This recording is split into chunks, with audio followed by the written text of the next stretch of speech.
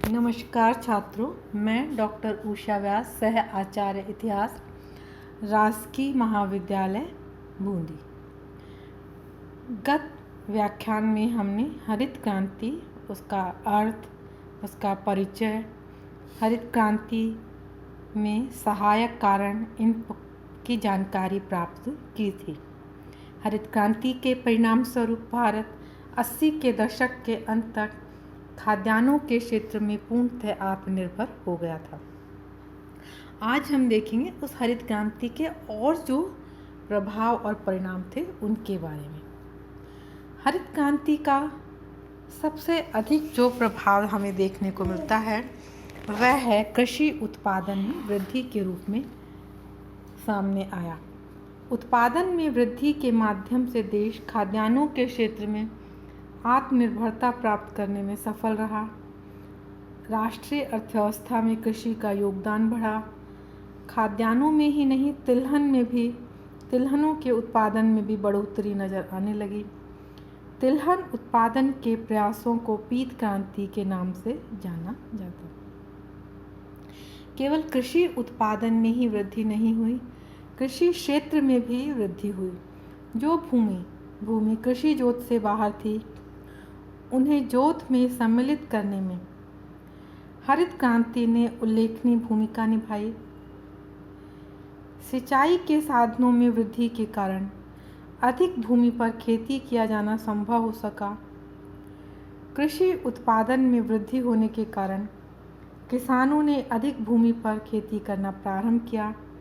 इसके अतिरिक्त खाली पड़ी भूमि, जिसमें बड़े बड़े शिकारगाह जंगल के रूप में पड़े थे, उनको जोत के अंदर लाया गया। इसके अलावा सरकारी भूमि जो लंबे समय से कृषि विहीन थी, अर्थात जिस पर खेती नहीं की जा रही थी, उसमें कृषि प्रारंभ हुई। जब हरित क्रांति प्रारंभ हुई तो यह आशंका व्यक्त की जा रही थी कि धनी किसान एवं पूंजीवादी पद्धति पर कृषि करने वाला वर्ग छोटे किसान को निगल जाएगा, लेकिन यह आशंका निर्मूल सिद्ध हुई। हरित क्रांति ने छोटे किसानों की जो जोतें थी, जो कि अनार्थिक थी, उनको आर्थिक जोतों में बदल दिया। उनकी उत्पादकता बढ़ गई। आधुनिक साधनों के प्रयोग से ऐसा संभव हो पाया। नए तरीकों को छोटे किसान ने छोटे पैमाने पर ही उपयोग में लिया। सब्जी, फुलवारी, बागवानी के कार्य अपनाए। यहाँ पर हम विपिन चंद्र, प्रसिद्ध इतिहासकार विपिन चंद्र को उद्धृत करना चाहेंगे, जिन्होंने लिखा है कि हरित क्रांति ने छोटे किसान को भूमिहीन बनाने के स्थान पर उसे बचे रहने में सहायता की है। नई तकनीकी, उन्नत बीज और अन्य साधनों के प्रयोग से छोटा किसान अधिक सक्रिय हो उठा है और संकट के समय उसे अपनी जोतों को बड़े किसानों को बेचना नहीं पड़ा है। किसानों के दृष्टिकोण में परिवर्तन। हरित क्रांति ने जो तकनीकी के प्रति किसान का दृष्टिकोण था, उसमें परिवर्तन किया। किसान को परंपरागत खेती की जो सीमाएं हैं, उनका ज्ञान हुआ। बड़े और मध्यम श्रेणी के किसान तो पूरी तरह से ट्रैक्टर, नलकूप, बिजली, डीजल पंप सेट, उन्नत किस्म के बीज, रासायनिक खाद और कीटनाशक दवाओं का बेझिझक उपयोग खेती में करने लगे। छोटे किसान के समक्ष जरूर समस्या बनी रही। अब छोटा किसान भी अनौपचारिक तरीके से स्वयं आगे बढ़कर नए साधन, चाहे वो साझेदारी में ही अपनाएं, नए साधन जुटाकर खेती करने में लगे हैं। उत्पादन में वृद्धि हुई, कृषि क्षेत्र में वृद्धि हुई, छोटे किसान को बने रहने में इसने सहायता की, किसानों का दृष्टिकोण परिवर्तित हुआ। इन सब का सम्मिलित परिणाम यह निकला कि ग्रामीण जीवन स्तर जो है वो ऊंचा उठा, क्योंकि हरित क्रांति से ग्राम्य क्षेत्र में समृद्धि आई। कच्चे मकानों के स्थान पर पक्के मकान बने। भोजन और वस्त्रों में भी आधुनिकीकरण देखने को मिला। आधुनिक मनोरंजन के साधन, आधुनिक उपभोक्तावादी वस्तुएं, washing machine, motorcycle, cooler, car, air conditioner, इन सब का उपयोग भी गांव के किसान भी करने लगे। इस तरह से उनका भी जीवन स्तर ऊपर उठ गया। जीवन स्तर ऊंचा उठने के लिए आय बहुत ज़रूरी है और गांवों में बिजली और डीजल के पंपों, ट्रैक्टरों, ट्रक, कार व मोटरसाइकिलों तथा अन्य प्रकार के कृषि यंत्रों के संचालन, मरम्मत इत्यादि के ड्राइवर व मैकेनिक संबंधी कार्य करने वालों की मांग बढ़ी। तो इससे हरित क्रांति ग्रामीण रोजगार का भी एक वैकल्पिक क्षेत्र बन गया। इससे उत्पन्न ग्रामीण की समृद्धि ने गांव में मिस्त्री, बढ़ई, बुनकर, दर्जी, इन सब की मांग बढ़ा दी। लेकिन इसका हरित क्रांति का जो लाभ है वो केवल ग्रामीण क्षेत्र तक ही सीमित नहीं रहा। कृषि उत्पादन का जो विपणन है शहरों और नगरों में ही होता है। इससे व्यापारी वर्ग को लाभ हुआ। कृषि यंत्र भी उनका जो उत्पादन है और विक्रय है वो भी शहरों में होता है। रासायनिक खाद, कीटनाशक दवाएं और विपणन कार्य कस्बों और शहरों से संचालित होते हैं। उन्नत बीजों का व्यापार भी इस दिशा में शहरों को लाभ पहुंचाता है। उद्योगों द्वारा उत्पादित माल का सबसे बड़ा उपभोक्ता क्षेत्र ग्रामीण क्षेत्र बन गया। इस सब का जो परिणाम हुआ वो ये कि ग्रामीण समाज और संस्कृति पर गहरा प्रभाव पड़ा। सामाजिक और सांस्कृतिक परिवर्तनों का मार्ग प्रशस्त किया। अभी तक गांव आत्म केंद्रित सामाजिक इकाई के रूप में विद्यमान थे, वे अब शहरी या कस्बाई जीवन के साथ सीधे रूप में जुड़ गए। गांव का सामाजिक आर्थिक एकाकीपन समाप्त होने से राष्ट्रीय जीवन सुदृढ़ और समृद्ध हुआ। अब बदलते परिवेश में ग्रामीण समाज में होने वाले समारोहों और उत्सव के स्वरूप में भी भारी परिवर्तन आया। अन्य जो इसके प्रभाव हैं वो हैं आर्थिक, सामाजिक, राजनीतिक, और इसका एक सबसे महत्वपूर्ण जो प्रभाव है वो है इसने हिंसात्मक क्रांति को रोकने में मदद की है। सामाजिक असमानता को मिटाने का कार्य नहीं किया, बल्कि इससे ग्रामीण इलाकों में असमानता बढ़ी है, किंतु इसने निश्चित रूप से भुखमरी को समाप्त किया है। खेतीहर मजदूरों की मजदूरी की दरों में वृद्धि हुई। परिणाम स्वरूप गांव के जो गरीब लोग हैं उनमें असंतोष नहीं बढ़ा। इस तरह से इसने हिंसात्मक क्रांति पर रोक लगाई है। अब हम देखते हैं हरित क्रांति के कुछ दुष्प्रभाव भी निश्चित रूप से हुए हैं। ये इनमें सबसे पहला है प्रदूषण जो हरित क्रांति ने फैलाया है। ग्रामीण क्षेत्रों में मशीनों, ट्रैक्टरों, ट्रक, थ्रेशर, इन सब के उपयोग से प्रदूषण को बढ़ावा मिला। प्रदूषण से बहुत बीमारियां फैल रही हैं। सबसे अधिक दिक्कत है इसमें वायु प्रदूषण की।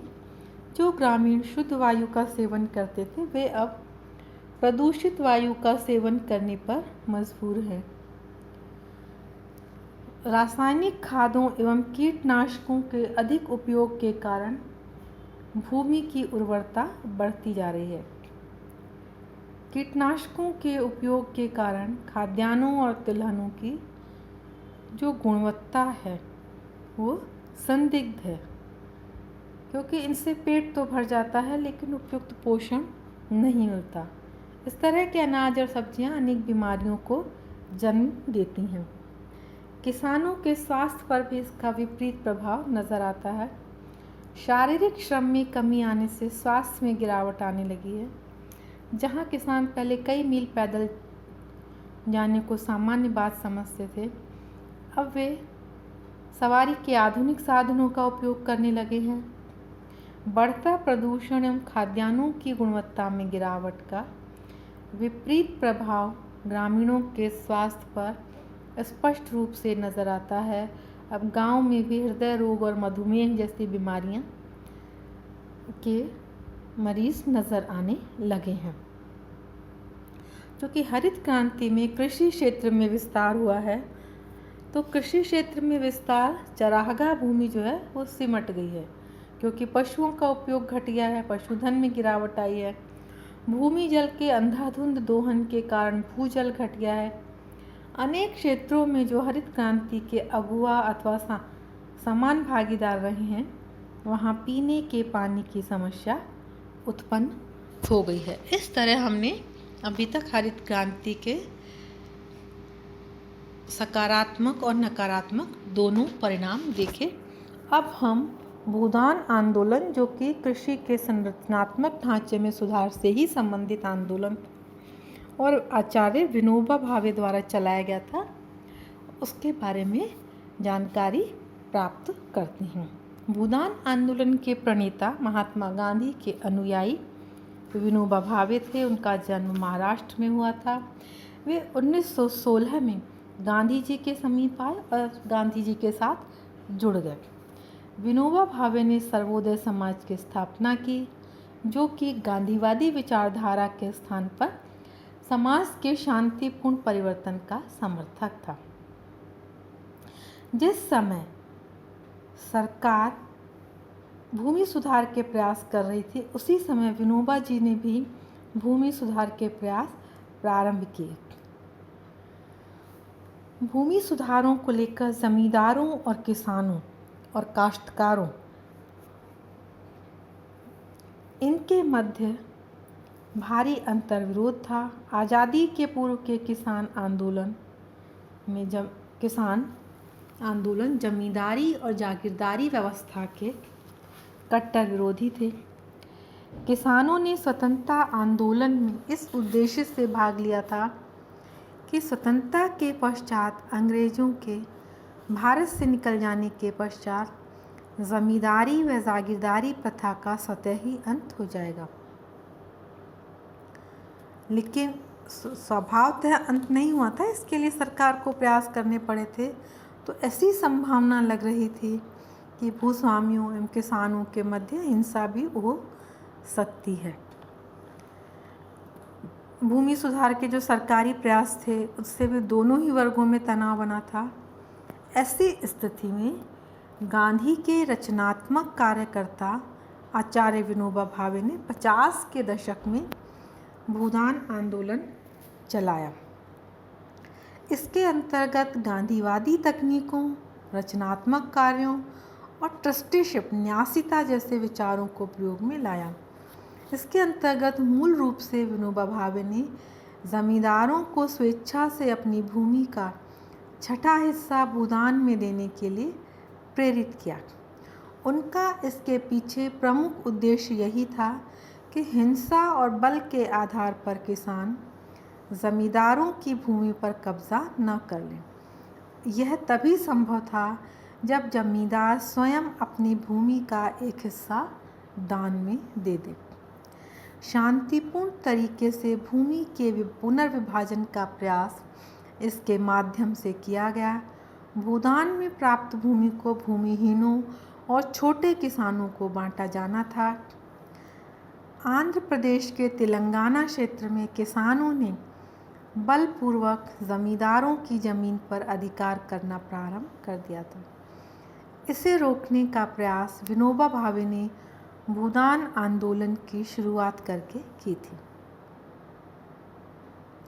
इसके लिए आचार्य विनोबा भावे ने सर्वोदय समाज की स्थापना की, जो कि गांधीवादी कार्यकर्ताओं का एक अखिल भारतीय संगठन था। इन कार्यकर्ताओं को गांव-गांव पैदल जाकर बड़े भूस्वामियों से अपनी ज़मीन का न्यूनतम छठा हिस्सा भूदान के रूप में भूमिहीनों और गरीब किसानों के बीच बांटने के लिए देने का आग्रह करना था। उद्देश्य था कि इस तरह से कम 5 एकड़ ज़मीन हासिल हो, जो कि कृषि योग्य 30 करोड़ एकड़ ज़मीन का 1/6 हिस्सा होती। यह आंदोलन सरकार से स्वतंत्र था, किंतु राष्ट्रीय कांग्रेस एवं सरकारों ने इस आंदोलन का पूर्ण समर्थन किया। इस आंदोलन को सरकार का सहयोग प्राप्त होगा। भूदान आंदोलन का शुभारंभ 18 अप्रैल 1951 को आंध्र प्रदेश के तेलंगाना क्षेत्र के नलगौड़ा जिले के पोचमपल्ली गांव से किया गया। यह साम्यवादी गतिविधियों का प्रमुख केंद्र था। 3 महीने तक विनोबा भावे इस क्षेत्र के करीबन 200 गांवों का दौरा किया और भूदान के रूप में उन्होंने 12,200 एकड़ भूमि प्राप्त की। इसके पश्चात उन्होंने उत्तरी भारत की ओर रुख किया। उत्तरी भारत में यह आंदोलन बिहार और उत्तर प्रदेश में फैला। पवनार आश्रम से दिल्ली तक उन्होंने 62 दिन की यात्रा की और इस दौरान उन्हें 19,436 एकड़ भूमि दान में प्राप्त हुई। भावे को सबसे अधिक सफलता बिहार में मिली, जहां उन्हें 22,32,474 एकड़ भूमि दान में प्राप्त हुई। बिहार के मामले ने साबित किया कि अहिंसा की शक्ति से भूमि समस्या का निराकरण हो सकता है।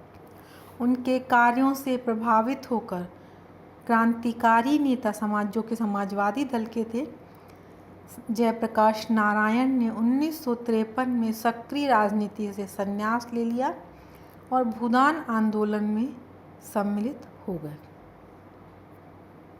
जमींदार स्वयं विनोबा जी के पास आते और हाथ जोड़कर भूमि का छठा हिस्सा स्वीकार करने का आग्रह करते, लेकिन इसका एक दूसरा भी पहलू था। बिहार में इसकी प्रतिक्रिया स्वरूप कांग्रेस के अनेक नेता जो कि स्वयं जमींदार एवं बड़े भूस्वामी थे, वो झल्ला उठे और उन्होंने किसी तरह से विनोबा जी को बिहार से बाहर किया। परिणाम यह हुआ कि बिहार के जमींदार और बिहार की कांग्रेसी सरकार ने बिहार के भूदान आंदोलन को जर्जरित कर दिया और भूमिहीनों की समस्या वैसे की वैसे ही बनी रह गई।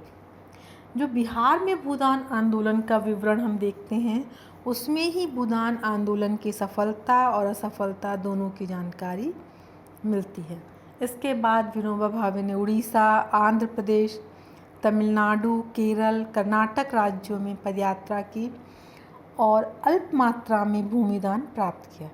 राजस्थान में सर्वोदय कार्यकर्ताओं में गोकुलबाई भट्ट और सिद्धराज ढड्ढा के नेतृत्व में भूदान और ग्रामदान आंदोलनों का संचालन हुआ।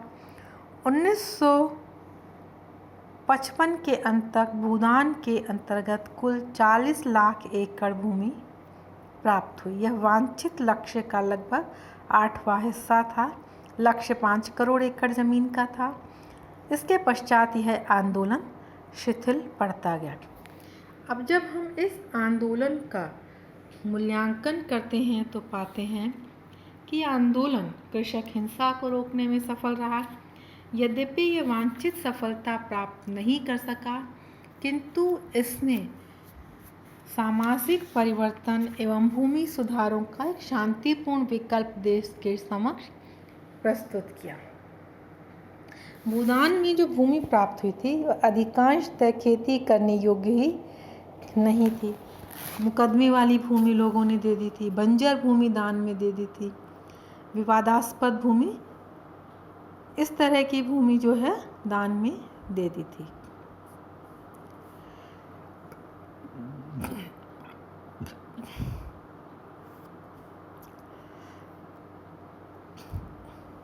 इसके अलावा एक और समस्या थी कि जो भूदान कार्यकर्ता हैं वे आलसी और लापरवाह हो गए थे। इसका एक उदाहरण ये था कि जून 1999 में बिहार सरकार ने प्रांतीय भूदान समिति को भंग कर दिया, क्योंकि वह पिछले 38 वर्षों में भूदान में प्राप्त भूमि का आधा हिस्सा भी नहीं बांट पाई थी। कार्यकर्ता भली प्रकार प्रशिक्षित और प्रतिष्ठित नहीं थे।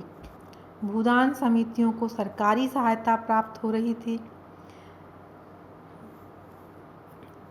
यदि इस आंदोलन को सरकारी सहायता पर निर्भर रहने के बजाय जन आंदोलन बनाया जाता तो इसकी सफलता निश्चित रूप से संभव थी। भूदान समितियों का रूप बहुत सीमित था। धीरे धीरे वे सरकारी संस्थाओं की तरह कार्य करने लगी, इसलिए यह आंदोलन जन आंदोलन नहीं बन सका। 1955 के बाद भूदान आंदोलन के बाद ग्राम दान, जिला दान, संपत्ति दान इत्यादि आंदोलन चलाए गए। इससे भूदान आंदोलन कमज़ोर हो गया। यदि विनोबा जी के नेतृत्व में सर्वोदय आंदोलन केवल भूदान तक ही सीमित रहता तो इसको और सफलता मिलती। धन्यवाद छात्रों।